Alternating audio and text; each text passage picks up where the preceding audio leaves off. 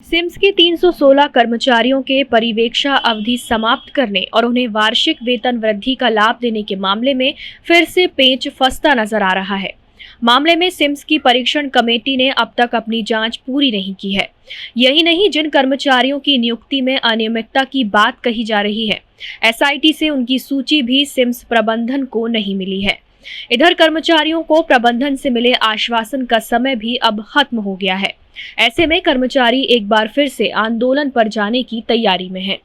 दरअसल सिम्स के 316 कर्मचारी वार्षिक वेतन वृद्धि की मांग को लेकर 59 दिनों से अनिश्चितकालीन हड़ताल पर थे, जिसके बाद नए डीन ने बीते दिनों 15 दिन के अंदर कर्मचारियों की मांगों को पूरा करने का आश्वासन दिया था।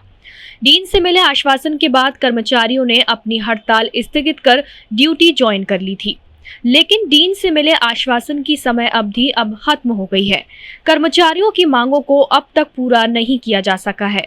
बताया जा रहा है कि मामले में नया पेंच फंस गया है। पूर्व डीन के गठित जांच कमेटी ने अब तक जांच पूरी नहीं की है।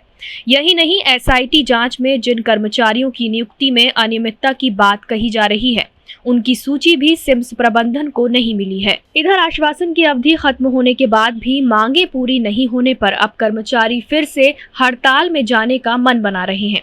इसे लेकर कर्मचारी संघ के प्रतिनिधियों ने डीन से मुलाकात भी की है।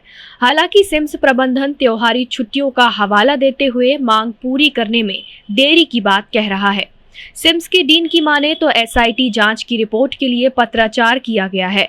प्रबंधन की परीक्षण कमेटी भी जल्द जांच पूरी करने जा रही है, जिसके बाद कर्मचारियों की मांगों को पूरा किया जा सकता है।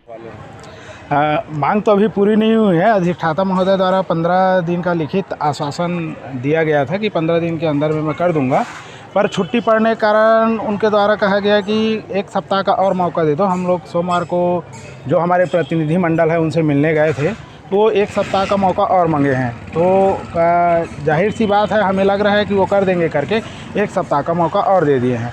यदि हमारी मांग पूरी नहीं होगी तो हम लोग हड़ताल समाप्त नहीं किए हैं, स्थगित किए हैं, तो हड़ताल में फिर हम मीटिंग लेके जा सकते हैं। बिल्कुल आपका कहना उचित है कि उनकी मांगे भी बहुत उचित लगती है मुझे, और शासन ने भी निर्देश दिए हैं।